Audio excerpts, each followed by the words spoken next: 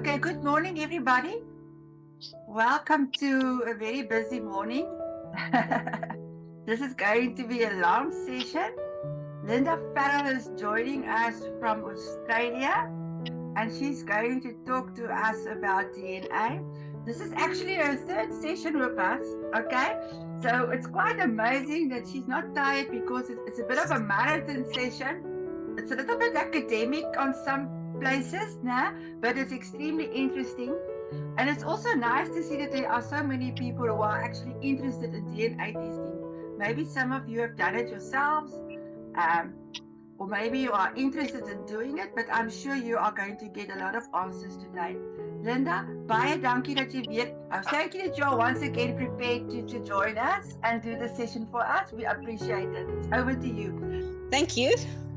Yes, like Alta said, it's the third year I've been doing it. The first 2 years, the sessions were almost the same, but I have changed things up a bit after I had a lot of questions about more about the basics, because I think my sessions jumped too soon from where and how do I test to in-depth. So I've basically the second session. So my first section will still be why, where, and how do I test. And then my second session will be more basic in the sense of, okay, I've received my results. What do I do with it? So there's more information around how do I contact my matches? How do I decide who to contact? What are the basic analysis I can do right at the start? So if you are far into this journey, you might feel that some of these sessions are too simple. So, and you've already done it, you've been through it. So then you might want to join us at 11, or, you can join at any time. I will, at the end of each session, have time to answer some questions and have some discussions, and I'll take a break. It depends on what time is left. I'll take at least a 5-minute break in between the sessions. Some of the sessions are shorter than others. It's just the way it worked out. So some might have a longer break, some a shorter break. So we'll see how we go. But and then right at the end, we might have more time to have a general discussion, depending on how we go. So yeah, we might be able to discuss more things in depth at the end of the all the sessions. So thank you for joining us. As I've said, my first one will be about the why, where, and how do I test. That's often a question that I receive often. Which company do I test with? What are the tests called? What does the test show? Things like that. So we'll start at that basic level. So I'll cover in this session, why do we test? What is the one test everyone is talking about when someone says DNA test? What is this test? And how does it work? What do we get from it? Where do we test? And then also, how do I decide? And we'll have question time at the end. So why do we test? Often we test out of curiosity. We might test to confirm or refute a genealogical hypothesis or multiple hypotheses. We test sometimes to solve unknowns or mysteries around adoption, unknown or misattributed parentage, name changes, and things like that. We can also test to help other people solve their mysteries. So, for example, if I started this journey, I think in 2013, and it was all out of curiosity, basically. And in all this time, I've used my test for various things.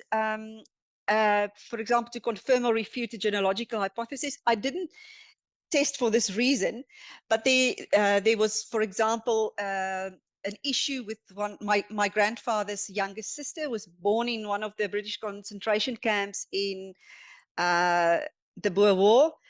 And along the line, we always had researchers wondering and talking about her parents and thinking that does she really belong to this family? Because we have up to now not been able to find baptism for her. And she was also born when her mother was, I think, 42. So it's all very valid questions. Where does she belong in this family? Is she really a child of who they say she is? So through doing DNA tests and testing extra people, I've been able to confirm that she was a child of my, or a sister of my grandfather. So that happened just, it wasn't why I tested in the beginning, but something that came out of it. Then I got a big surprise in February this year. We found completely out of the blue a half-sister for my mum. The half-sister didn't know that she had misattributed, a misattributed parent. She didn't know, no one in our family knew that there was a half-sister. So, you never know. Yeah, I haven't done the test for that reason. And yes, after all these years, almost 10 years later, yeah, a half-sister a half-aunt turned up. Mind you, my age, so very interesting. So we might also help other people solve their mysteries in the sense that someone might contact you and say, I want to include or exclude, see whether a branch in the family is included in my matches or excluded or closely matched to me. And they might ask you to do a test. So that might be another reason. And often people will pay for your test when they ask for that reason. So that's the why do we test. Then what is this one test everyone is talking about? So it is an autosomal DNA test. So every single company that offers a test offers the autosomal test. We are born with 23 pairs of chromosomes, 22 autosomal chromosomes, and 1 pair of sex chromosomes. They are all contained in the nucleus of every cell. And the chromosomes are passed down from our parents through combinations of their 46 chromosomes. So autosomal and sex chromosomes contain about 20,000 genes. And these genes are essentially, it's around 99.9% identical in human beings, but small variations in these genes determine the rest of our genetic makeup. Autosomal chromosomes are also called autosomes. So in females, the chromosomes consist of the 22 autosomes and a pair of sex chromosomes, which is 2 X chromosomes. In males, so the X one, we get 1 X from our father, 1 from our mother. In males, again, 22 autosomes with 1 X from the mother and a Y from the father. The test is for autosomal DNA. Once again, we're born with 23 pairs of chromosomes, 22 autosomal, and 1 pair of sex chromosomes contained in the cell nucleus. The test available from all the companies and that everyone is talking about when they talk about a DNA test is the autosomal one. This session does not cover the X and Y sex chromosomes. It focuses on the 22 autosomal chromosomes, also called autosomes, and we will talk about the other tests in the third session today. We might cover a little bit of the X because the X is actually included in the autosomal tests. So we'll talk a little bit about the X during the time that we are in this session. Now, how does this all work? We basically purchase a test online from a website. We receive this test kit in the mail. The test kit is either a cheek swab or we have to collect saliva. We then send this test kit back and the results are available online after a few weeks. So to purchase a test online, we need to make the decision, where do we purchase this kit form from? We need to decide which test we want to do. And like I've said, usually there's nothing to choose from. It is usually just the autosomal test. That's the test, the only test most companies sell. What do you receive in the test kits is basically a test tube and instructions and a form to sign and an envelope to send it back. In some of the companies send you a cheek swab. So the swab is included.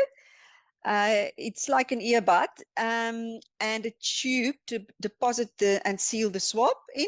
Otherwise, some of the companies will provide a test tube for saliva collection. You spit in the tube until you've collected enough saliva and send that back. You can send it back via standard mail or courier, but it is always better to call it something when you have to fill in the form, call it something like a test kit rather than DNA on the mail form. It just avoids unnecessary questions, and, you know, just test kit is enough. Or even genealogy kit or something like that. So all the results are available via an account you've set up, or in some instances, the company you choose to test at will create an account for you and email you a password for that account that you can change at any time. Because this is all online, we get updates as more people test. So you'll see later in what is updated. I'll show you later when we get to the results. So the next slide is, what do we actually get from this test? And I've mentioned before that most companies have only this one test, but at FamilyTreeDNA, they have multiple types of tests. So when you look at the autosomal DNA test that most of us will do when we do our first test, when you get the results back from the autosomal DNA test, you get ethnicity estimates. And I'll go into detail in the next slide in each of these. You get a match or a cousin list, people you match. I've got, for example, on Ancestry, 4,500 cousins of different degrees. You also get a raw DNA file, and I'll go into detail what you can do with that raw DNA file. And it's important to remember the FamilyTreeDNA one is the Family Finder test. So the ethnicity estimates are often the reason many people test. So the ads you will see all over the place will usually focus on these ethnicity estimates. You often see lots of ads around this, and the goal with the ethnicity estimates is to identify where your DNA was found 500 to 1,000 years ago.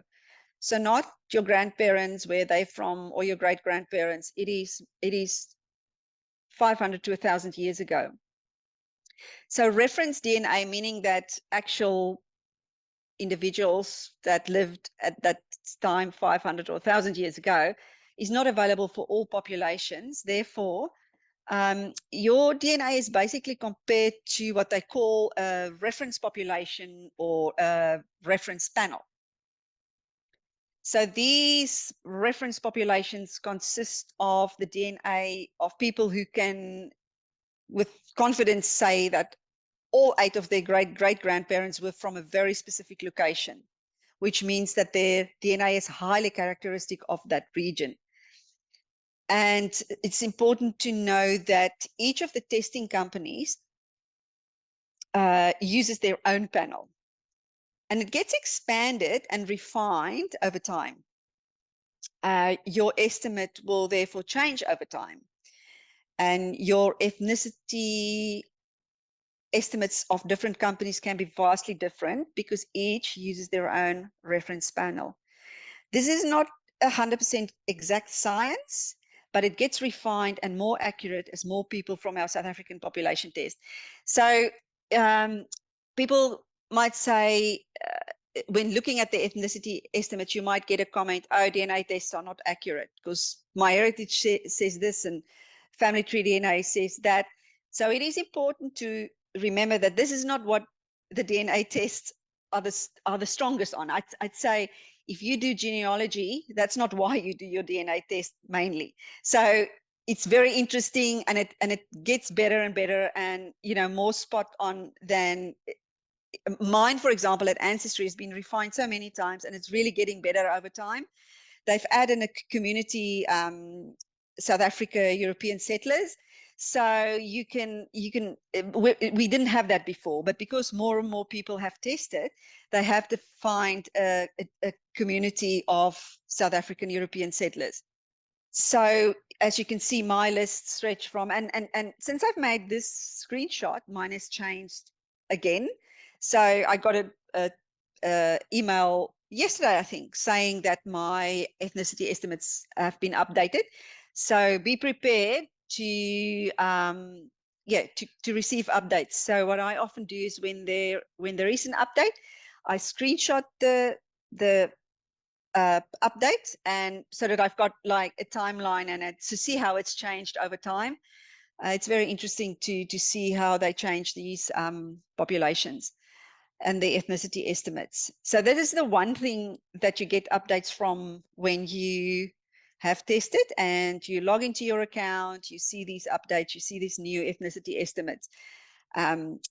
But definitely for genealogy, this is not our main focus usually. So what else do we get? We get a match list or a cousin list. So once again, this is the test that most companies do, and called Family Finder at FamilyTreeDNA.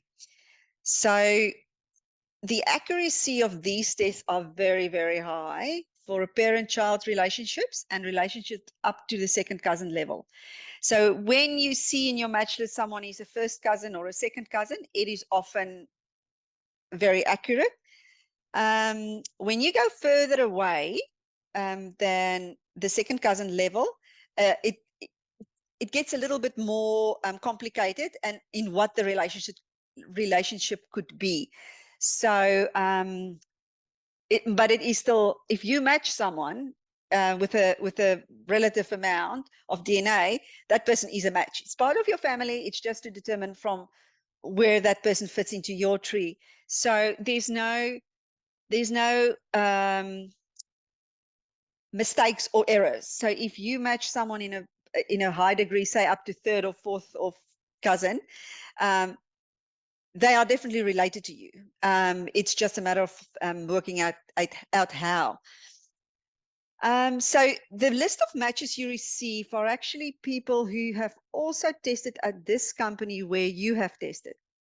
So for example, if you tested Ancestry and there's already thousands and thousands of people in that database who have tested at Ancestry, your list of cousins that you receive are of those people who have tested at Ancestry. Some of the companies, I'll get to that later, do allow uploads of your DNA. And that is what at the bottom of the slide you see, I've put raw DNA data can be uploaded to other databases to match more people. So for example, if you've tested at Ancestry, and you want to see, oh, maybe there's closer cousins on MyHeritage, you can download your raw DNA file from Ancestry and upload it to MyHeritage to get more matches, to see more people who have tested in that database. Not all people know about uploads. So if you are very interested in this, you will upload your file to all the possible places you can. Or if you're busy searching for a biological family member, you will upload it everywhere to get as many matches as possible. So the list of matches are with people who are in that company's database, whether they've tested or whether they've uploaded, but they have to be in that database. Databases like Ancestry, MyHeritage, FamilyTreeDNA are not automatically compared with each other. You have to be in that database to be compared to those people. So your most recent common ancestor that you will probably receive matches for is 5 to 7 generations away, so third to fifth great-grandparents, often basically to the sixth cousin level. So you can get first, second, third, fourth, fifth, and sixth cousins in your match list. So as you can see, it can be quite far away. But we'll talk about that in detail later. There's no indication whether a match on that match list of yours is maternal or paternal. The only way to know is if you have tested a close family member that you know that's only on your one side. For example, I've tested my mum. So the matches that also match my mum is on my mum's side. The ones that don't match my mum is on my dad's side. Mostly, we'll talk about endogamy later. But the other way is a half sibling. If you've got a half sibling and you test that half sibling, you will share matches with that half sibling only on that one parent's side. You can also, I've tested my aunt on my dad's side, so you can test other people to filter your matches between your different parents. Ancestry, but we'll get to that later as well. Ancestry will have started off, is dividing your matches between a parent 1 and parent 2, which helps a bit. But yes, there's no other way to really know which match is from which parent side. Okay, so where do we test? I'll start with Ancestry. That's an autosomal DNA. They only have this one test, only the autosomal test. It is a saliva test, so you have to collect saliva in a test tube. They shipped to South Africa for a short time this year. Then they started running into problems with customs. So it worked well for a while. And then customs start to question these tests. So South Africa is the only country at the moment that they have these serious issues with. Customs tend to hold the test back and then ask you to pay extra money or something like that. So they say they're busy working on trying to solve this issue. So they may resume mailing to South Africa in future. You can, however, find a mailing service in the US to use to send your test to and then send it to you.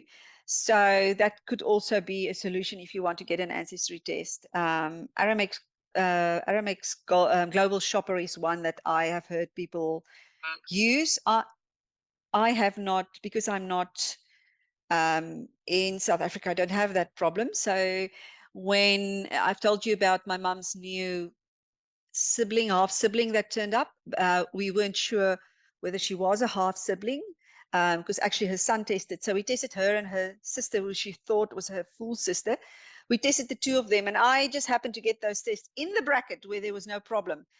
I paid for the Ancestry test. We received it within 3 days in South Africa. We mailed it back. It was back in Ireland in 3 days. So it took us all in all a week to get the test and to get it back. And within 2 weeks, we had the results.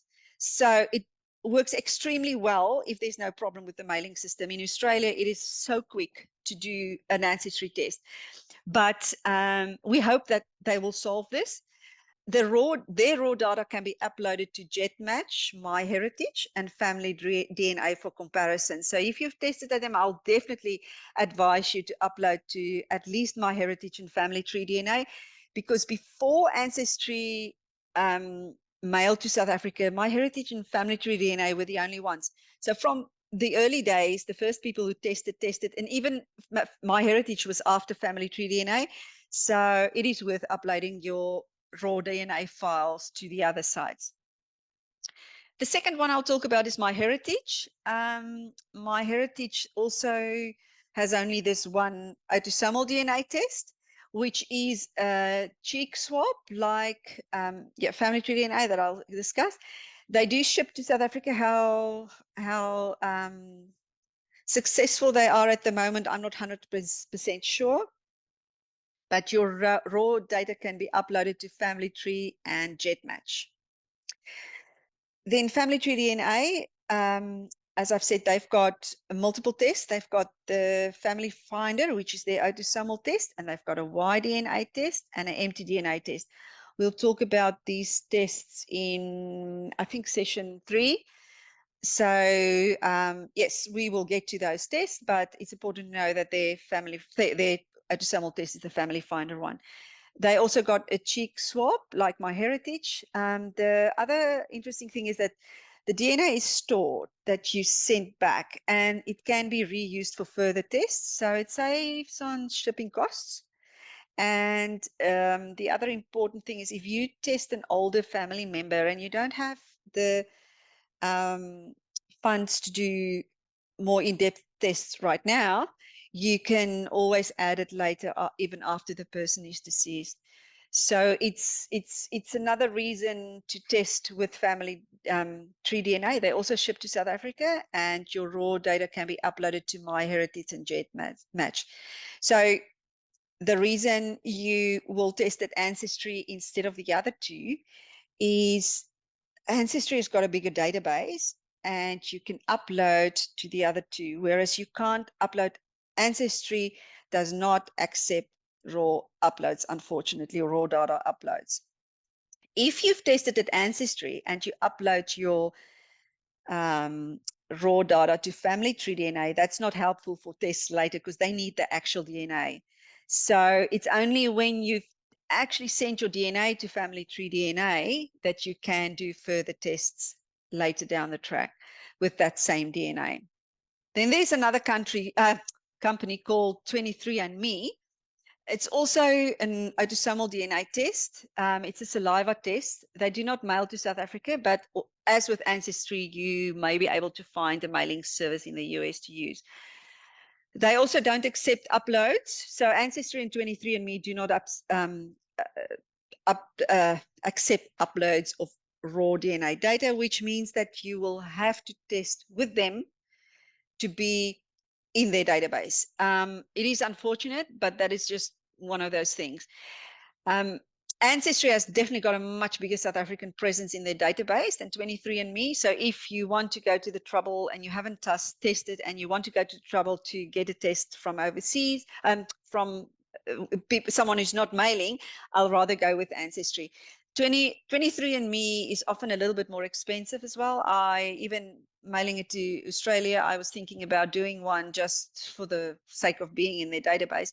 But it is so expensive that it's not, at the moment, it's not worth me doing. I've not covered every single test. So there's a living DNA, but they have not yet, they haven't got a big South African presence, and you can upload to them as well. But I obviously can't cover everything here. I just need to talk about the South African testing companies like Mediclinic at the moment. They used to be Happy to Be You, but they've sold the business to Mediclinic. They tend to call their test an Ancestry test. So just be aware that Ancestry sell their Ancestry test. You might see, if you're outside of, especially if you're outside of South Africa, you might see Amazon selling Ancestry tests, but you can still see it's Ancestry's logo, Ancestry.com's logo, and everything.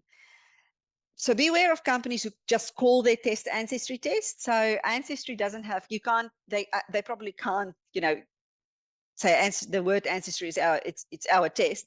They yes, so Mediclinic calls them, I think, a deep ancestry test or something.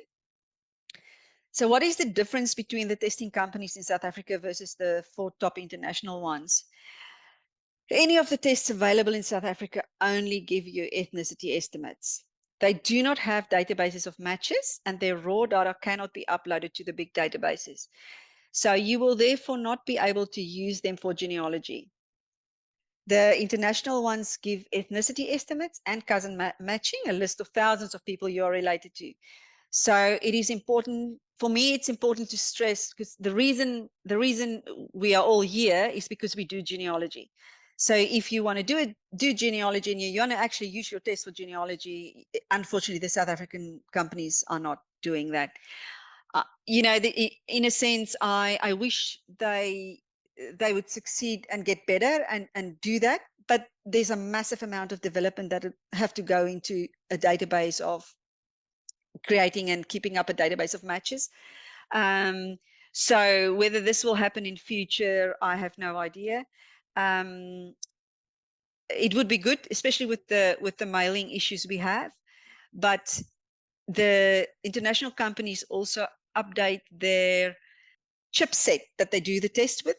And of course, because they've got a bigger pool of money coming in, they have better finances to stay up to date with the latest research and to make their test better and to improve your ethnicity estimates and your matches and everything. So it is unfortunate.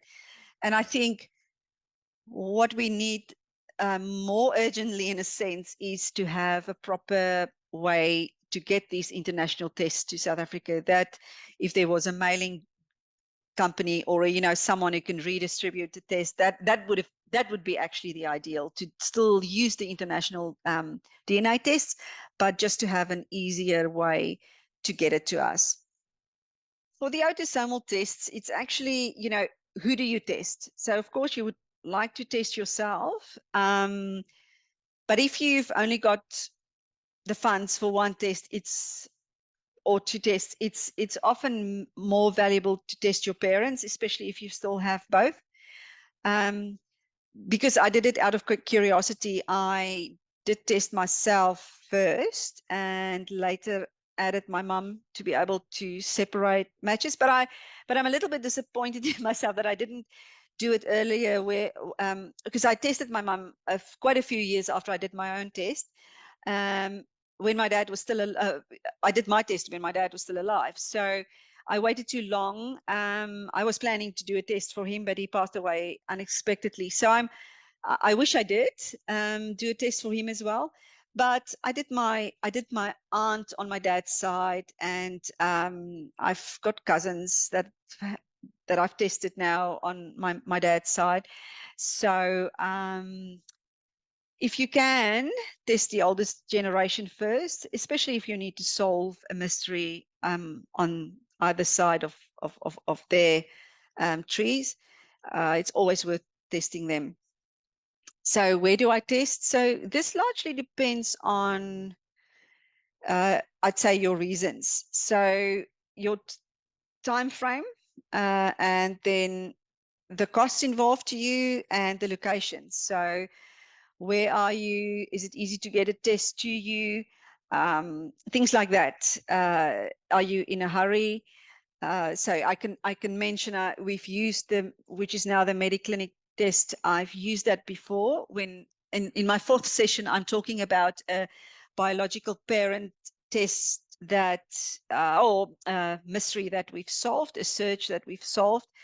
And when we got to the point that we have sort of pinpointed this probable father, he was no longer alive, but we were able to test a close family member in South Africa too. And I was sure of this father to the level of 99.9%. It was, you know, I just needed final proof.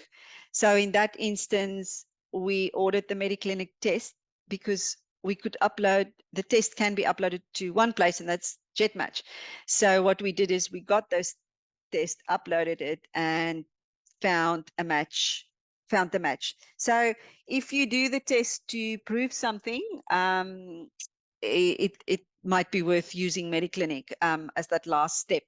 But otherwise, it's the same price as international tests if you include the mailing cost, and it's not, it's just otherwise not worth it. But if you are pressed for time, you could use a local one. And once again, Ancestry should be your first choice if you can get a test to you. But all of these companies have different privacy statements as well as levels of privacy settings available. So in some instances, you can exclude people from seeing you as a match. So there's many settings available. So it is worth going into the detail of it, and making sure you're on top of what the privacy, if it suits you. So once again, how do I decide? The first question is, of course, do you want to do an autosomal test? And for most of us, this is the first test we'll ever do. So the answer is usually yes. If it's no, it means you've got in your mind an idea that you want to do a Y-DNA for some other reason, which we will discuss in session 3, or you want to do an empty DNA, and the only place to do that is FamilyTreeDNA. So I'll go then straight to FamilyTreeDNA. But say you do want to do an autosomal test, and your answer is yes. Then you can ask yourself again, is it an elderly person, and the saliva test may present a problem, because it can be hard to collect enough saliva? Or is it an elderly person and you would wish to test that person in future and do more tests? Then I'd say yes, test FamilyTreeDNA, do the family finder test at FamilyTreeDNA. But if there's not a good reason for you to do the FamilyTreeDNA test, then definitely try to test at Ancestry. The last thing I actually want to talk about is our Facebook group. So we've got, for those who are not members yet, we've got this Using DNA for Genealogy South Africa Facebook group.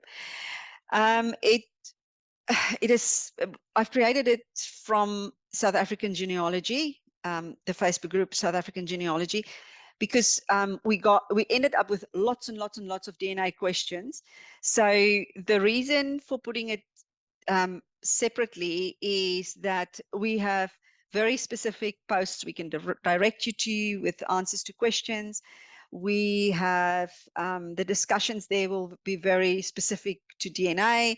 So it is easier to keep track of things having it separate. We also actually got complaints in South African genealogy when too many DNA questions started coming up. That people see all these things coming up in the news feeds and they're not interested in DNA at all. So we've decided to create this separate group. There's questions asked for you to join, and this is something that's in many groups. Please answer those questions because Facebook gives us the opportunity to automatically decline requests of people who do not answer the questions. It just makes it easier on the admins and that they don't have to browse through hundreds and hundreds of requests that have not answered questions. So if those questions are not answered within an hour after the request to join came in, there's an automatic decline. This is something that's true of every single group actually, is try and go through the pinned post, or it's sometimes called now the announcement section or the featured section. Facebook has changed these things over time. And I find that sometimes the website has got a different name than the app on your phone. But try and go through the post that there's usually a featured section at the top of the group that you can browse through. And this is something that's good to do in all groups. It's also worthwhile lurking a bit or doing a search in the group to see if your question might have been answered before. You might find the information you need without even bringing it up again, because some questions are asked almost on a weekly basis. Which company do I test? How do I get the test to me? So all these things are summarized, but by all means, ask the question and we might just refer you to the right post with all the answers that you're looking for. The Facebook page has the most up-to-date information. If things change around, for example, Ancestry mailing to South Africa or not, we will always have a post in there about it.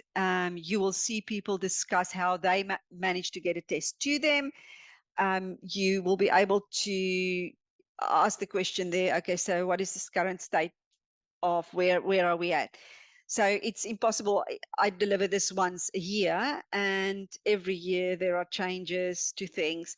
So if you are on Facebook, I'd say join this group for most up-to-date things.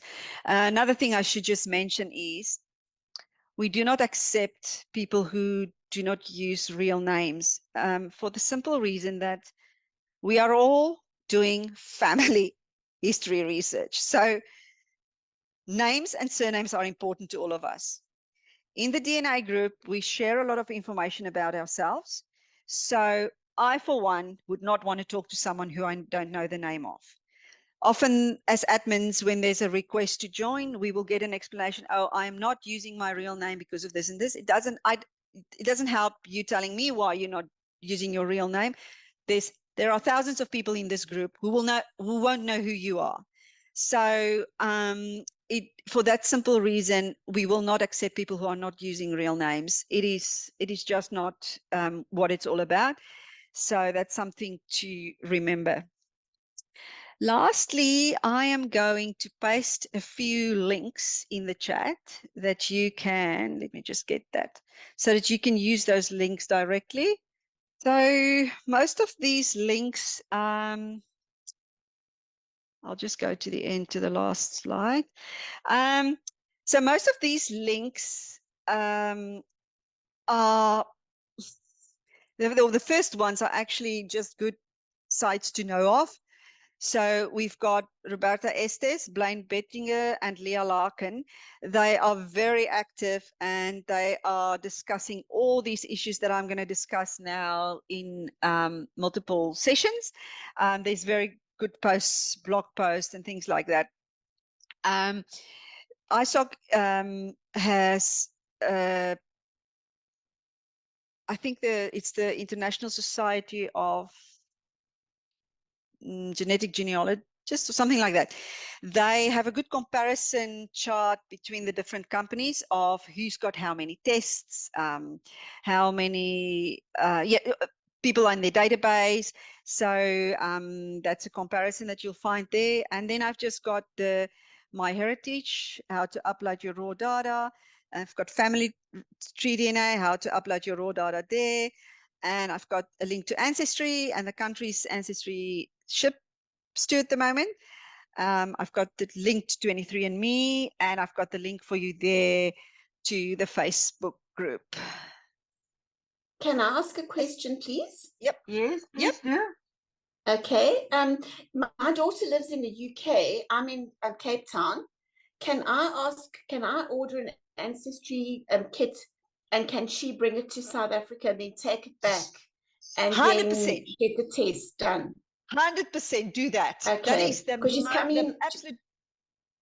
Yeah, she's coming in October, so that would be really good timing. Yes, get that test and let her bring it, because that's the absolute best way to do it.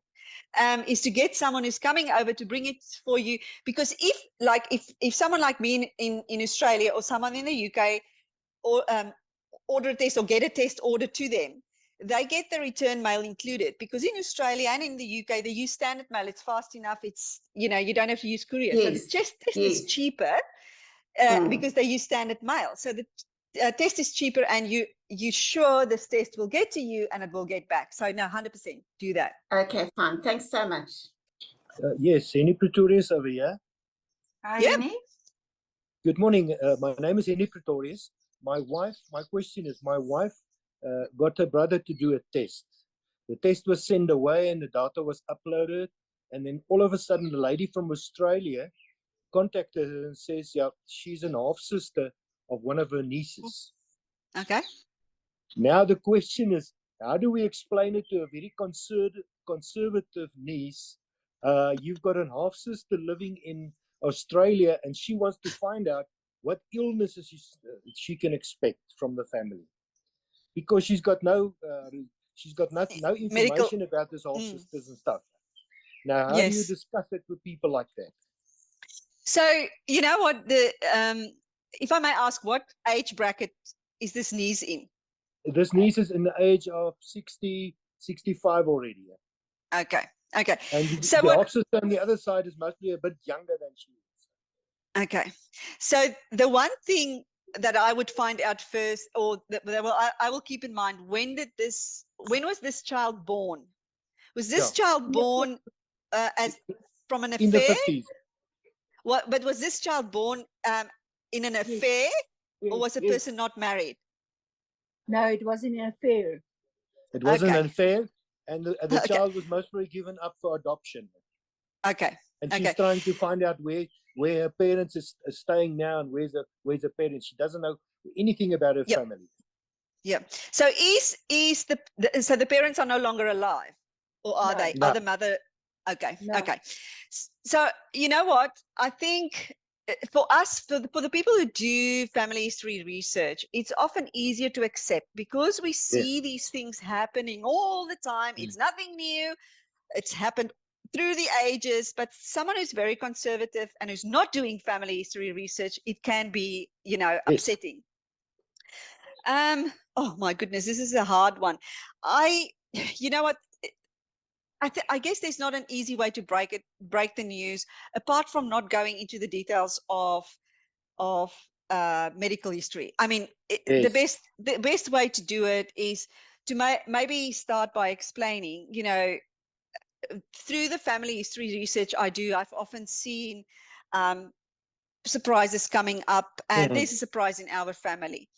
So you can start by saying that this person is closely related to us. So break the news in stages. Okay. So first break the news and not say, you know, your mother or father had an affair. Just say No. there's a person there's a person who was adopted and this person is looking for family. We're trying to help the person. This person is closely related to us. We're still working on it, even though you're not. Tell a little bit of a white lie. Yeah, And okay. see what the reception is. See what the Okay. reception is on that side. But start it slowly and build it up. I, for one, I'm very passionate about helping people who adopted because they never had a choice. You know, these and most of the times they want to know, who do I look like? You know, it's not as if I suddenly want a connection with his father or mother or half sister or whatever. I just want to know, who do I look like? So they tend to say to you they want medical information. That's to make the blow softer on you, to not make you think I'm suddenly an intruder who wants to intrude in your family. So they say to you, I want medical information. But okay, yes, that's part of it because they've got nothing.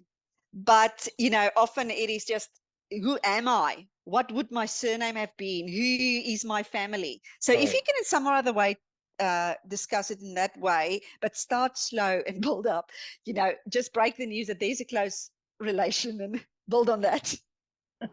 Thank you very much for your answer. Your session is very informative. Thanks. Yeah, hello, Elsa. Linda, looking at the names of the companies and also where they come from, it seems to be very US based, very, let's say, English speaking world orientated. For somebody who may come from the East or from Europe, are there alternative companies to look at then? Because I presume the databases are all based on whoever participates, and I'm not so sure that people in Europe will necessarily participate in this. They do in certain countries, like I think Germany. There's very few, or is it? Yeah, I think it's Germany that's a little bit strict on these tests. But whether you tested Ancestry or MyHeritage, I find Australia was at first Ancestry also didn't mail to Australia, for example. So Australians are very much UK formed by the UK, influx from the UK, and then later Italians. A lot of people have tested at MyHeritage years ago, but since you can upload your test to MyHeritage, Ancestry is always the best to go. But definitely, the only big ones that you can ever test out that's worth it is FamilyTreeDNA, MyHeritage, and Ancestry. 23andMe, 100% US based. There are still a lot of South Africans in that database, but way more US based than the other companies. So the thing with 23andMe is they offer health tests in the US, so they're very popular in the US. But Ancestry and FamilyTreeDNA and MyHeritage they are the only ones available for testing. They've got the biggest database. So if you look at the link that I've sent about the ISOGS comparison, you'll find that you can see how big their databases are. Nothing compares to them. Thank you. Thanks very much. That's great. Can I ask a second question? Yep. I have a good friend whose mother was adopted, and I have tried everything possible to try and find the link, but it just runs dry. It was in the 1920s in South Africa, and there's absolutely no ways that we could get further than that. Yep. So it's a big issue in her life that she doesn't know where her mother comes from and where she doesn't come from. She lives in South Africa, but she has a brother in the US. What are the opportunities for us there? Have they tested? No. Okay. Ancestry. If the brother can do an Ancestry test, if it's a full brother, then I'd say do an Ancestry test and upload. Let him, if he's willing to, let him do a test in the US and upload to the other databases. Definitely Ancestry. I say it is a full brother, but as you know, in genealogy, these things are never. I know. You think he's a full brother, so that's the best way to do it. Yeah.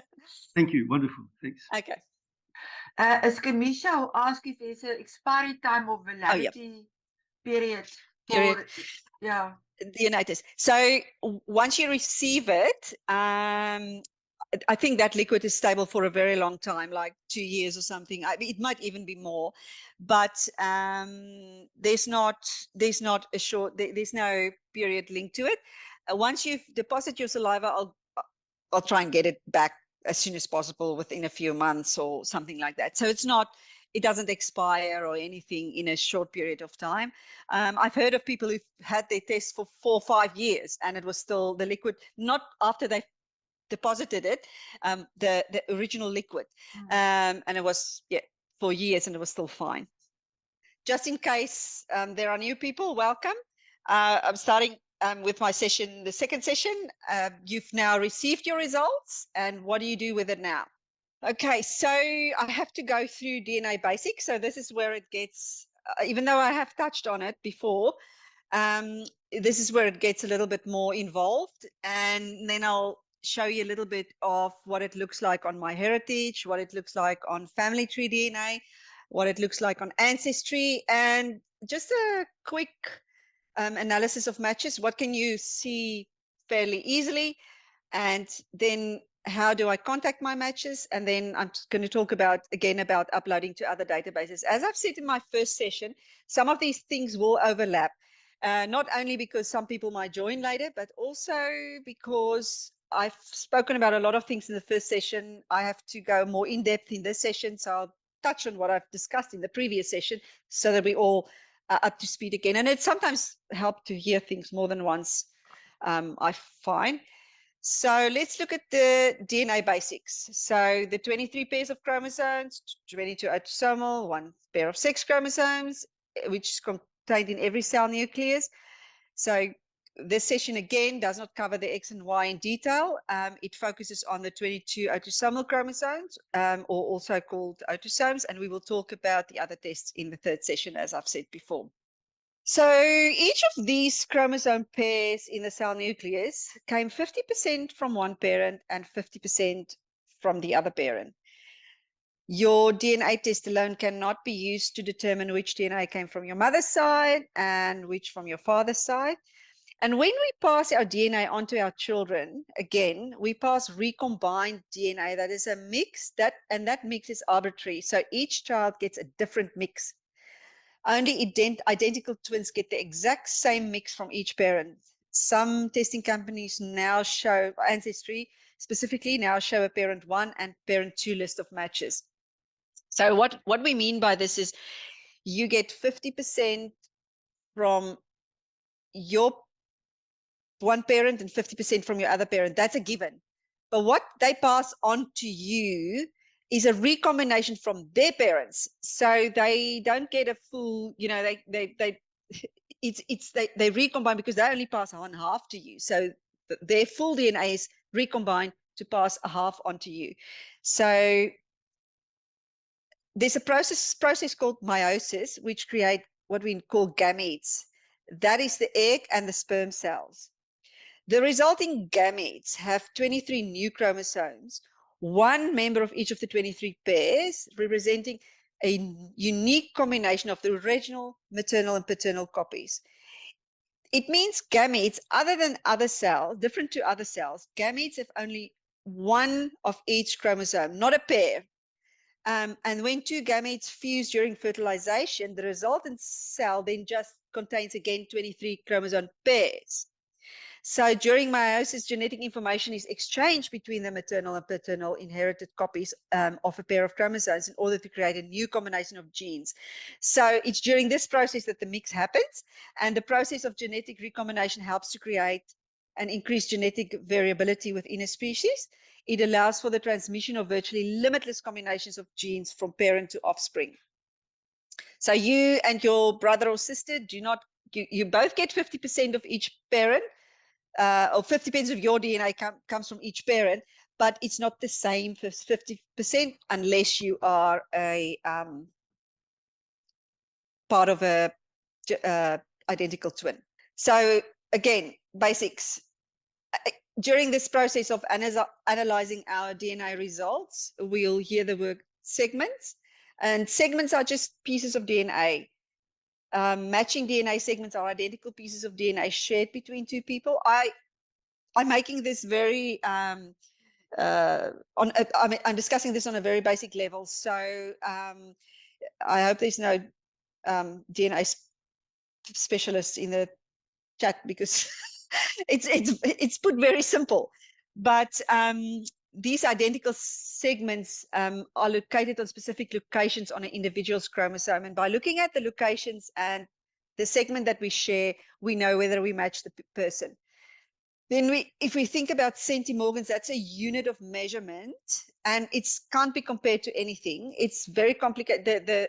What it means, you have to go very deep into DNA to understand what the centimorgan thing is, but it is a unit that is used to describe the length of a specific, basically the length of a specific segment of DNA you share with your matches. So the more centimorgans you share with someone, the more closely you are related to that person. So it means the centimorgans add up. So the more each of the segments add up, and the more you share with your matches, the closer you are related to them. It's a good principle to steer completely away from segments smaller than 7 centimorgans. They are usually false positives. There are people who do look at this, but in general, we try to steer away. So when you get to the point where you look at separate segments, remember the 7. 7 is the magic number. Please steer away from below 7 centimorgans. This is not the total amount shared. This is if we look at specific segments. Longer segments, often combined with additional smaller segments, indicate a more recent relationship between you and your genetic matches. So if you share, for example, 100 centimorgans in total with two people, both of them you share around 100 centimorgans. With the one person you share bigger segments, less segments that are bigger, to make up your 100 is made up, that you share with the person, is made up of less segments that are bigger. That indicates a more recent relationship, usually between you and that person, compared to the other person with which you might share lots of segments, but they're all little tiny segments. So it's just something that's important to remember. It's not only the total centimorgans that are important, it is also looking at how many segments and how big these segments are. So I've told you before that autosomal DNA, as well as the X and Y chromosomes, are located in the cell nucleus. So X is included in the standard autosomal DNA tests. Y is not. So if you have tested at any of the companies and you want to see your X matches, you'll see now why it's important. You need to upload to FamilyTreeDNA or GedMatch to see your X matches specifically. Even though it's included in the test, not the companies don't specifically show you your X matches. So why can X be important? You get every single person get at least one X from a parent. On the female side, what makes us female is we get 2 X's, 1 X from our mother and 1 X from our father. So the mother's one is one that's recombined from her parents. So we get 1 from each of our parents as a female. If you're a female, there's more possible ancestors to look at if someone is an X match for you. So I'll explain that now. But one thing you need to remember, if someone is not an X match, it actually says nothing. It can still be in one of the X inheritance lines. So not being an X match doesn't mean much. It is all about who is an X match. So if you look at the charts that I've got here on the female side, you'll see one of my ancestors is in pink at the bottom. So her father is in blue above her and her mother in pink to the right. So if someone is an X match for me as a female, that person needs to be in one of these lines that are colored. So you can forget about the blue, the white lines. that person will match you in one of these lines. Now, it's also important to remember that X is only useful if you also share other DNA with that person. If you share enough other DNA with that person, it's easier, or it can be solved easier than just if you just share a tiny bit and you share X. If we look on the other hand at the male X DNA inheritance, a male's X is an exact copy of his mother's, but it is a mix of her parents, but it's her entire copy of X DNA. An X match for a male is definitely on your mother's side. So if you upload to FamilyTreeDNA or GedMatch, or you've tested at FamilyTreeDNA, you get an X match is on your mother's side. If you look at someone who's not an X match, it can still be on your mother's side. So you can't look at not X matches. Don't exclude them. You have to only look at it from the point of view, this is an X match. What is this saying to me? Now let's look at the different companies and what you see. I just have to say that I think MyHeritage is still the same. I've done these screenshots a while ago and things change, but it's basically, you always find the same type of information on the screen. So apart from we're now not looking at ethnicity estimates anymore. We're looking at your match list. So when you get your matches from MyHeritage, you get a list of people and it's sorted from your biggest match to your smallest match. So you get, I've blued out put little blocks around the names because I haven't discussed it with people to share their names. So you'll get who is matching you, often the age of the person, and who is matching the DNA test. Then you'll have an estimated relationship. You'll see most of the companies, you can either click on that relationship or there's a little question mark. If you click on that, it gives you a little bit more information about what they mean by that estimate relationship. And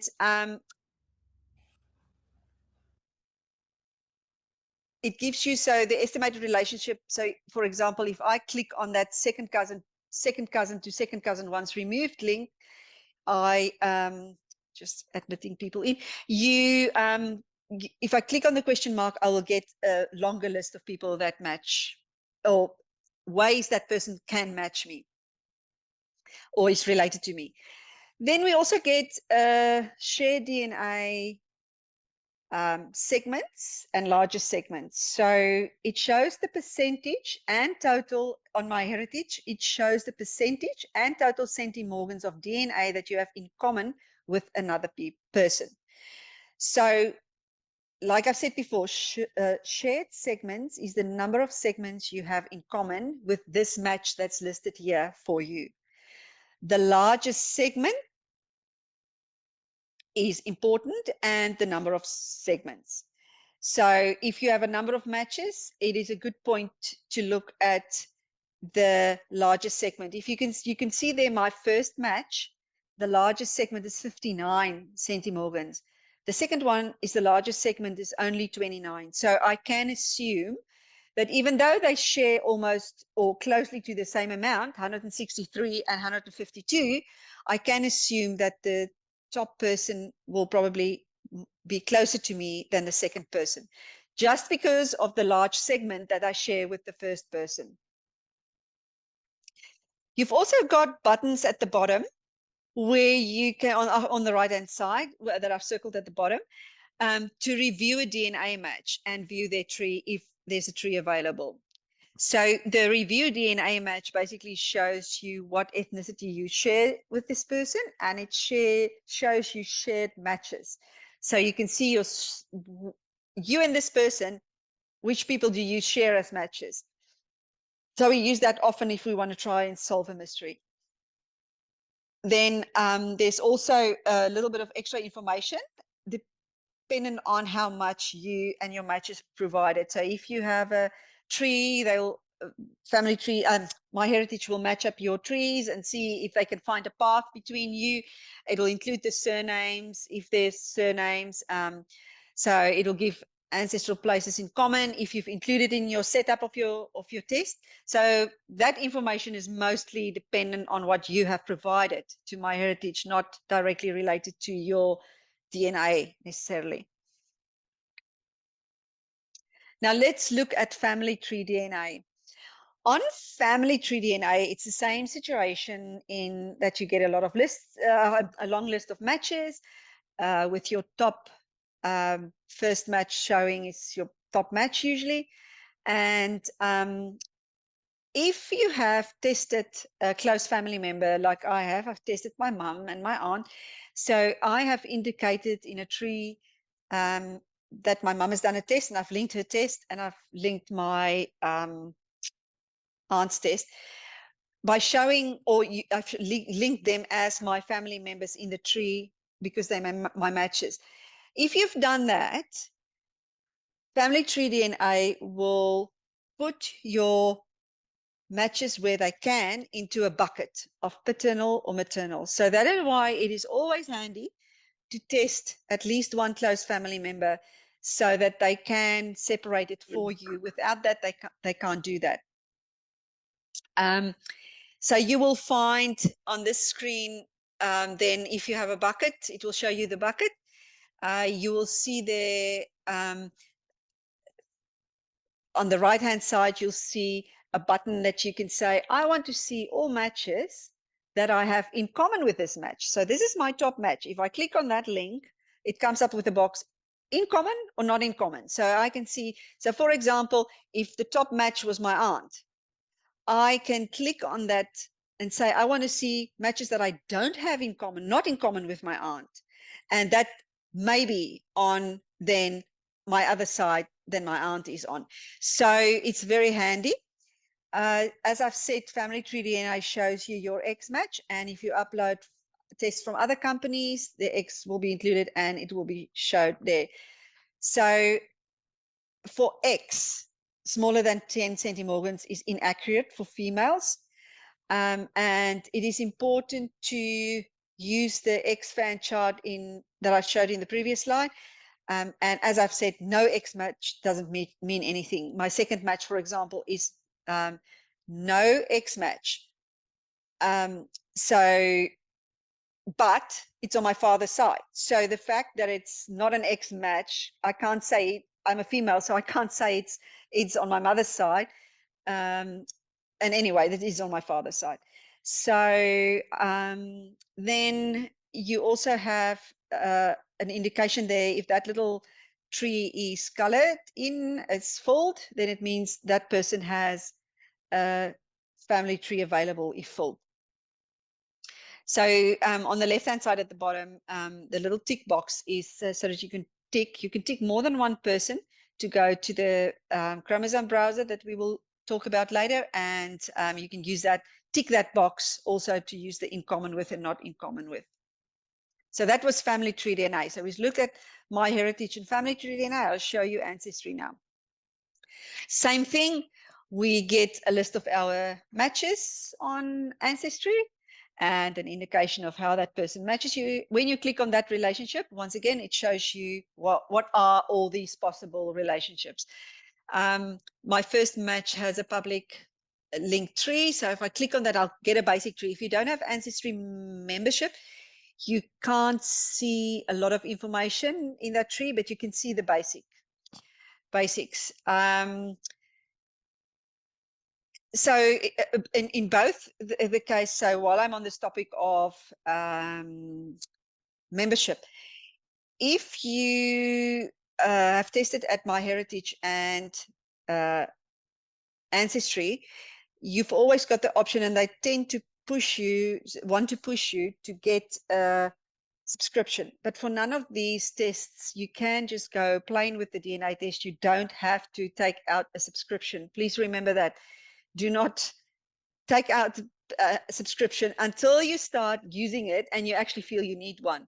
I have never had an Ancestry subscription, so my dear friend Matthew Bodie will I'll often ask him, can you just look at this tree for me and send me a better screenshot of the tree? So if I can't find what I want by just looking at the basic tree.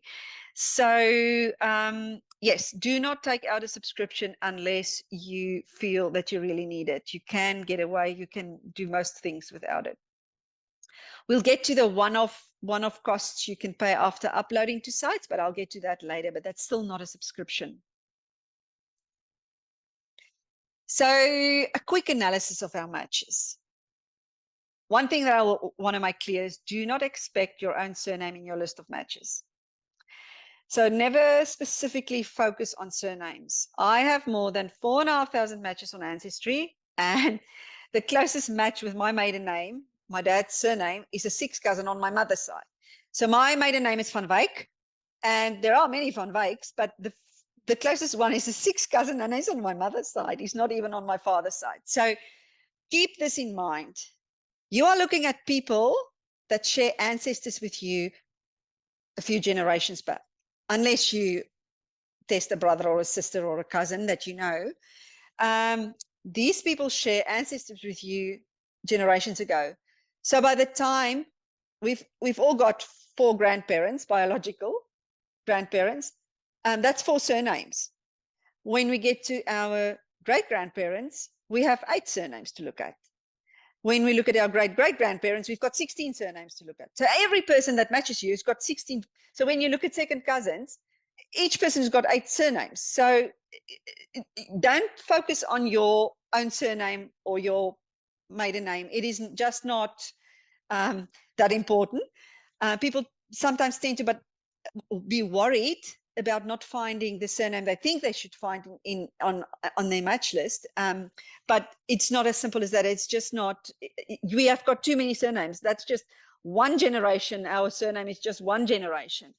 So yeah, so the other thing to quickly look at is if you have tested on FamilyTreeDNA or uploaded there, keep X matches in mind when you look at the matches.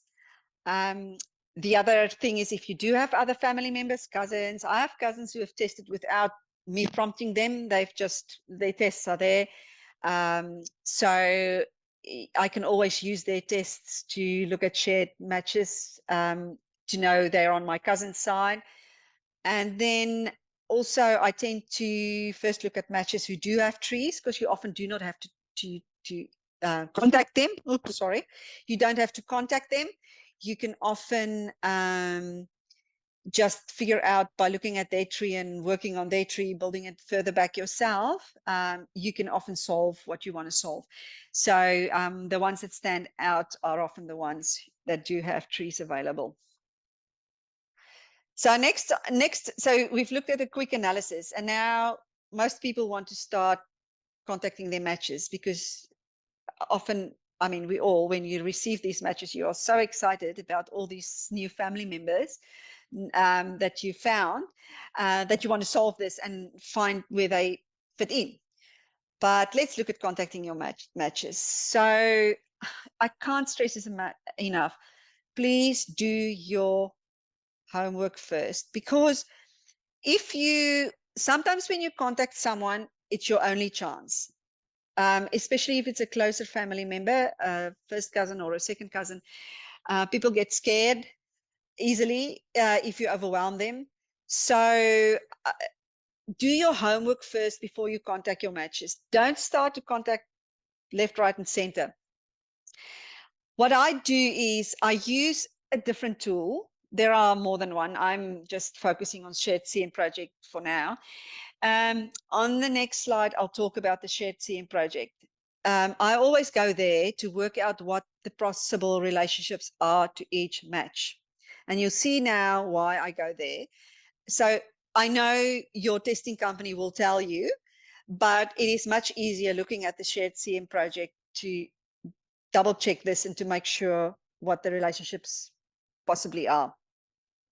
When you start contacting people, try and concentrate on your third cousins and closer.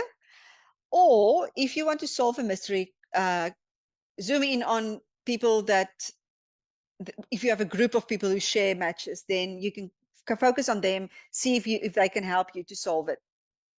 But before you start contacting them, make screenshots of any trees that are available and shared matches.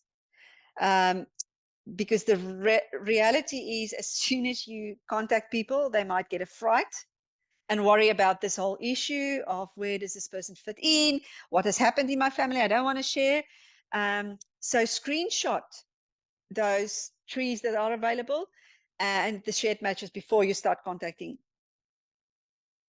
And then the other important thing is to do, please write a personal message with enough information. It is so easy to copy and paste, but for me, who've dealt with it a long time, I often get messages that I can see someone has just copied and pasted one message to everyone. My name is not included in the header, in the top. It's just a random message that went out. So hand in hand with doing your homework is make sure you write a personal message, and that's why you need to do your homework. Also, in this message, I will share with you later, I will share with you a sample message. In this message, just ask what you realistically need. Do not ask this match for their tree. For example, I do not have an online tree. My tree is mostly offline, but I do have a presence on GenAI. I do have, my family members are on Family Search. So I do have online trees, but I don't have a full up-to-date tree online. So don't jump in and ask your match, can I see your tree? Also, people tend to not know how to keep, for example, on Ancestry, they might not have their parents private, so they don't want to share their tree because their parents are still alive. They're shown in the tree. So people are not always open to share their whole tree.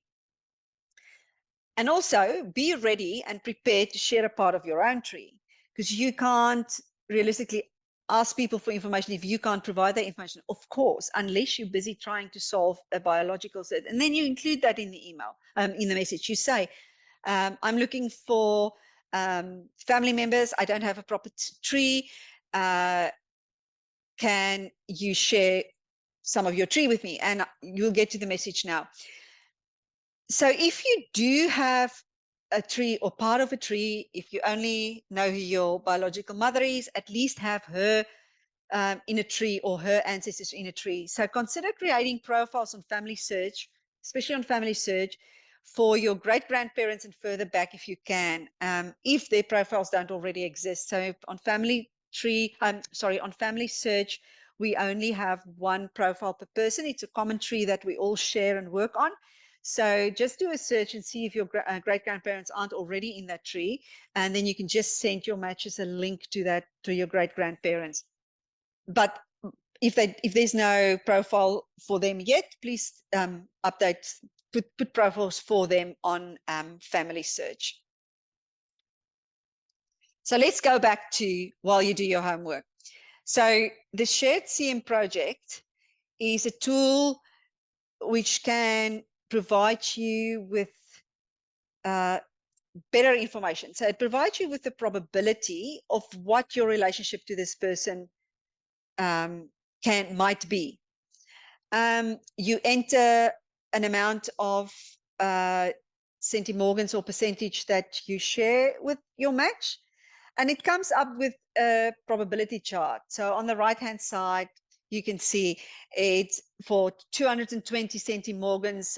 It showed me that there's a 51% chance of some of these relationships. So instead of just telling you it's a second cousin to a second cousin twice removed or something, it tells you what are the probabilities. So the probability is higher for this person being a second cousin than the second amount of 38% for a half second cousin. So even though they're very close in the amount of centimorgans that you share, it is still telling you with 220, there's a bigger chance that this person is a full second cousin, or otherwise closer, a half first cousin once removed. So it just gives you a little bit of a better understanding of what your chances are. Some of the testing companies are starting to explain this a little bit better and give you some probability, but this tool is a very, very good tool to use. So please remember, I'll put the link in the chat afterwards. Now, how do we contact someone? An example message would start dear, and you would call the person's name. You put the person's name in there. It's really important to make this message private. I can't stress it enough, and personal, because you want something from this person. So it's best to do your homework and to put everything you know in there. It's also important to say I'm related to the test of so and so. Give the test name or whatever information you have on that test that you see you match. So some people have multiple kids linked to their accounts on MyHeritage and FamilyTree and GedMatch. So even though on FamilyTreeDNA you have separate accounts, you will get, and some people sometimes don't tell you, and this email pops up. So it's important. I have, for example, on MyHeritage, I think 8 kids. So if you just tell me, hi, I match you, can we work this out? I have no idea. Now, the only way for me to work it out is I have to go and do and search and click on all my profiles and look at the matches and search for this person who's told me that they match me. So, it's the more homework you do before you contact your matches, the better chance you have of having success with this match. So you say I'm related to the test of so-and-so, you manage, and you can include I'm possibly a cousin, second cousin, third cousin, or whatever. Now, this is the point where you don't say, I'm your half sibling straight away, because there's always a chance that you might be uncles, or you don't say, because you might be a cousin, a full cousin or something. So there's always, there's often more than one relationship, but even if there's only one clear relationship, it is better to approach this in a softer way, especially if it comes to parents and people having to accept something has happened. But by all means, if it's a cousin, please include a second cousin or third cousin, please include it there so that someone also not get a shock and think, okay, this person is related to me. What's happening here? Because often people do these tests for ethnicity estimates. So they're not interested. They haven't looked at their matches that much. So to suddenly, or they don't understand these amounts of DNA we share. So if they suddenly get this message, it can cause a problem. So it's better to state what you know in this message. And then just say, I would love to work out how we are connected. And I was wondering if you would be willing to share the details of your second great-grandparents or your great-grandparents and their ancestors with me. So once again, for second cousins and further away, you only need the great-grandparents and further back. That's realistic to ask. So don't ask for the tree, or can I have your parents' tree, or can I have your parents, because you don't need the parents for cousin, second cousin, and further back matches. Just ask what's realistically needed. And of course, kind regards, and put your name in there. So that's contacting your matches. Now, if you want to have more matches, I've briefly touched on it. You upload your DNA to the other databases. That's the only way to find matches in the other databases. And once again, this is the reason why we say test at Ancestry if you can, because Ancestry does not allow these uploads. 23andMe doesn't either, but I would not test at 23andMe as a first option. So say we've tested at Ancestry, 23andMe, FamilyTreeDNA, or MyHeritage. What can I do with it? So I can upload to FamilyTreeDNA if I haven't tested with them. How that works, it's one test, one account per test. So you'll have a separate account for each test. There is once-off fee, and I'm not 100% sure if I'm still right about these amounts, but it used to be around $19 a once-off for the tools, and they sometimes have a $10 special on the tools.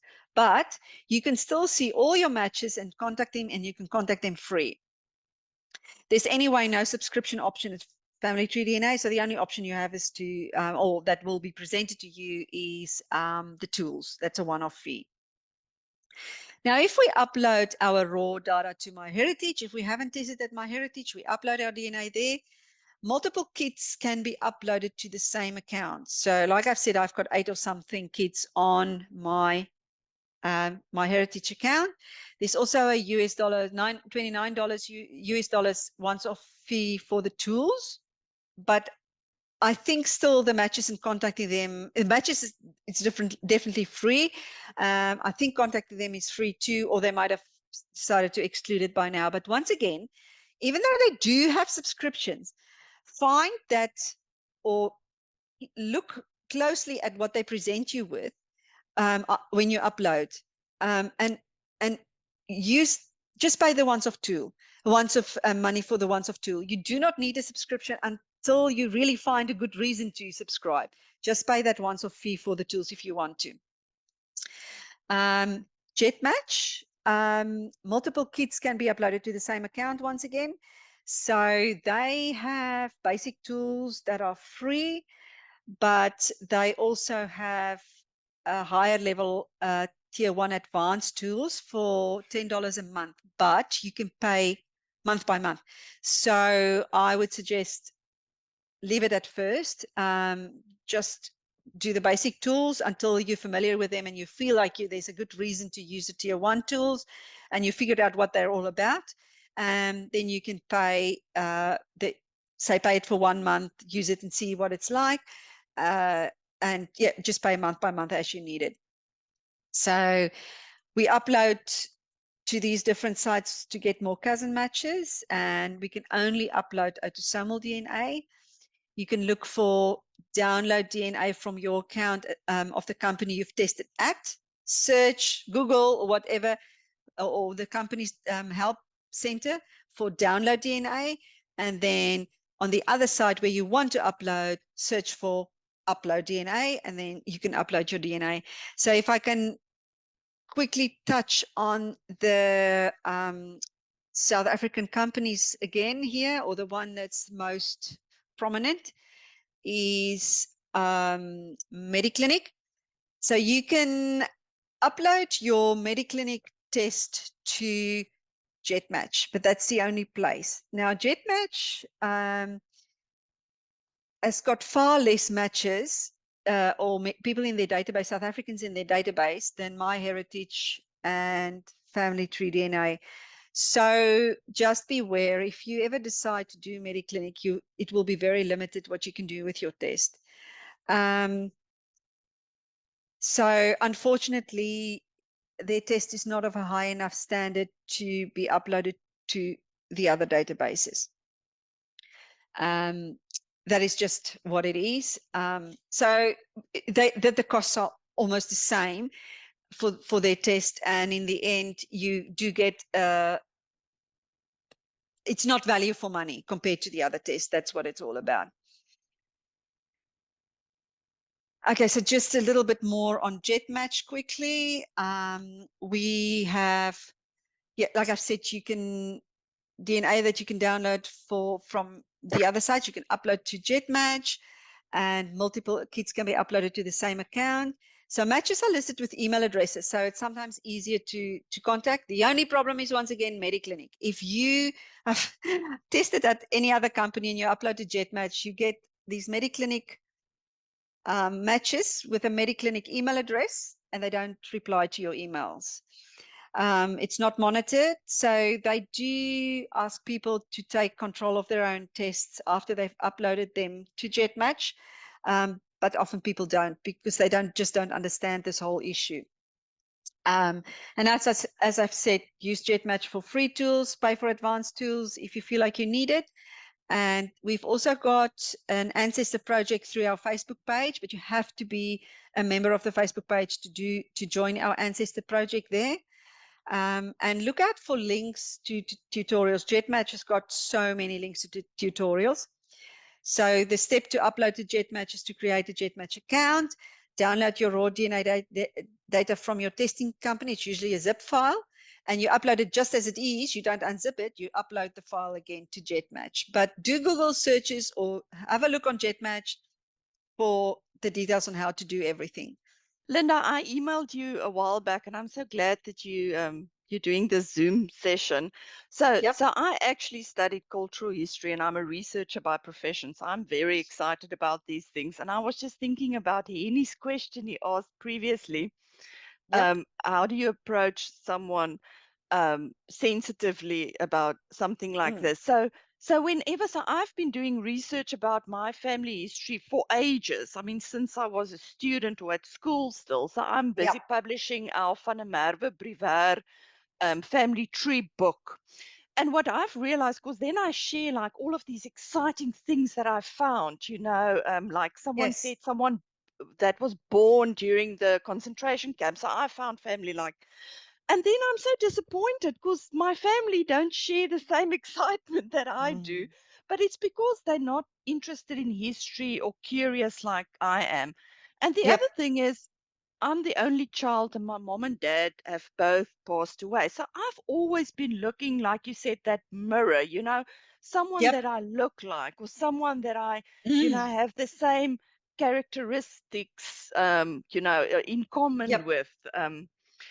But that's just me. So what I've learned, and with these books that I publish about our family trees, is that if you link a story to it, it Mm. provides a human side Yep. to it. So maybe, Henny, if you Mm. can link it, the human side to, so that the person can not just see this as a scientific exercise, but Mm. there's a human behind all of this that is looking Mm. for answers or a Yeah. place to belong. Yep. Then that might make it easier to approach a Mm. sensitive thing like Mm. this. Because also with illnesses, because I was Mm. curious, what illnesses should I look out for? And we've got Mm. alcoholism as an illness in our family. And Afrikaans people are very conservative, and you just don't talk about certain things. And Mm. talking about alcohol as an illness is just a no-no. Mm. But it's important to talk about these Mm. things, Yeah. especially for younger generations, so that you are Yeah. aware of,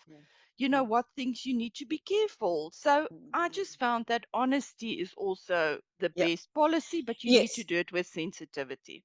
Yes. But And I've Miranda, you're actually right. got questions for you. Sorry, yes? Okay. If I just can answer that, yeah, you're right. Sensitivity, but do not overshare right at the start. It's Definitely. a killer. I have lost because people I'm trying to help is overshared. They've lost that connection and couldn't get back to those people. So don't overshare in the beginning. Start slow Yeah. and then share. Yeah, like Okay, your me. question? I just started blurping, and then they are like Yep. so overwhelmed because they don't Yeah. share the same interests. So Yeah. yeah, Yeah. I've learned the hard way. My Okay. question, Yeah. so I'm struggling to research my grandmother's side, but that shouldn't be an issue with the X chromosomes because luckily, I still have an aunt, my mother's sister, that I can have tested, and I've got my dad's sister that I can have Yep. tested. But now, Mm. so I assume testing my aunt will help with finding my grandmother's side, correct? Helping Is with your that aunt research. is My your aunt your my mother, your mother's sister? my grandmother's daughter, yes. Yep. Test her. Okay. Test her. Now, 100%. now the issue is with my dad's family. And that's why I don't these mitochondrial DNA tests, Yep. are they worthwhile? No. Your No. Okay, No, okay, not to solve family history. No. okay. So with my dad's side, if I have his sister tested, would that Yep. help me in any With his way? side. Yes, Yes, with his side. But if he's got a brother, yeah, it doesn't matter. You can test no, anyone it's if you want. that's the problem with such small families that Yep. they were the only Yep. two children and she's Yep. the only one Yep. left. No, So, you can test her. She'll help you. She'll definitely be a good one to test to solve his side. okay, now I've got a bit of a gross, but a very practical question. So they are both, my aunts are both in their late 70s. And you were talking Hmm? about, because I want to do the ancestry tests. Yep. You were talking about spit. How much spit Yes. must they put in to have a Not proper it. test? No, it's not that hard. It's not that much, and they can do it over time. So they can take a whole day to do it. So there's instructions, and they tell you how. So it's not that hard. If they're in their 70s, it won't be too hard to do. It's usually someone in their 90s, and getting really on in years that might find it hard. The older you get, the harder it is, but you have a whole day to do it. So, or, you know, Okay. you can do it over 2 days if you want to. So it just takes time to fill it. And if you're there to support them and help them, that's not a problem. Okay. And then this tool that you showed us, the CM project tool, do we pay Yep. for this tool or how do we get No. access to it? No, it's free. It's free. No access, no account, nothing. You don't have to create an account. It's all free. Okay. I think that's all my questions. Thank you so Okay. much. Thank you. Yes, Linda, my daughter-in-law, her granddad, he's not sure about his parent or his father, but because his mother got pregnant and she only gave the name of his possible father to him, and we have done test last year and we received the results. So I need to unveil that whole thing now to get matches. And because it was sent to one of his granddaughters, and luckily he's very curious to find some ancestors of him because he was the only child. And but luckily we got the results. We have done an ancestry test, and so I need now assistance how to unveil this whole. Unpack this. Yes. Do you need to still solve it, or is that what you mean? You still need to solve it and figure it out? Yes, yes. Yeah, okay. So in my third and my fourth session, or basically in the fourth session, I go through a whole example of how, or of the tools you need and what you need to do to solve something like this. So I think watch the fourth session because I'll show how I've solved the biological search, and I'll talk about the grandparent search that we're busy doing as a second example. So I will share with you how this is done. Okay, no, thanks very much. Hi.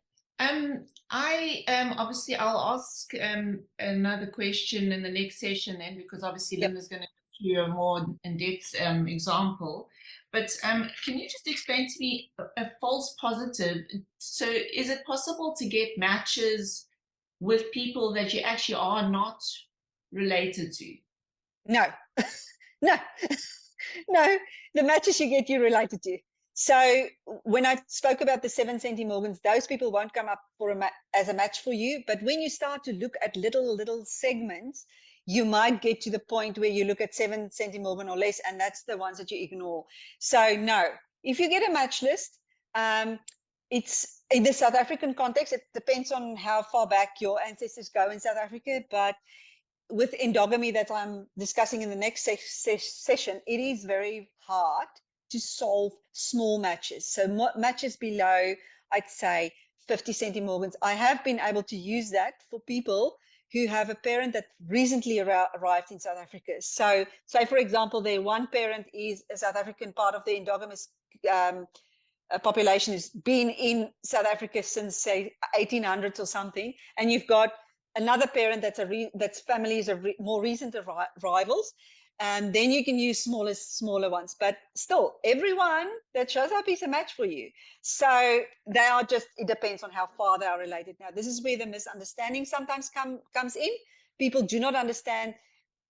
Your match might contact you and you get the surprise and they say, I think I'm a cousin of yours, and you see they only match you in 20 centimorgans, you know, this is probably a fifth cousin or something. So people misinterpret their results, but there's no false positives. Okay, thank you. So if I've got a biological first cousin. Yep. That's tested, and she has a half sister who is not a biological cousin to me. So her mom was married to my uncle. My uncle is the connection to my first cousin. If I look at both of their matches, the ones that are in common would come from the mother. Am I assuming that the ones that are not in common are from the father? It depends on how big they are. The big matches, yes. I would focus on that as the other parent's side. But because we get little bits and pieces, different bits and pieces, especially if it's a cousin, you get from your grandparents a different mix. So it might still be that it's on that side. So it's only with a half sister or half brother that you can basically separate it, but 100%. But the cousin definitely helps. But I'm comparing the half sisters. I Okay. used myself. I tested myself more to actually to learn about the DNA and understand it, so that I could actually be of more assistance, because it's so new to me. So and maybe to see if that could help them in any way. But I'm really working with the half sisters to try and figure it out. Yes, if you're looking at the two half sisters matches, the matches that they have in common is from the parent they share, and the matches they don't have in common is from the parent they don't share.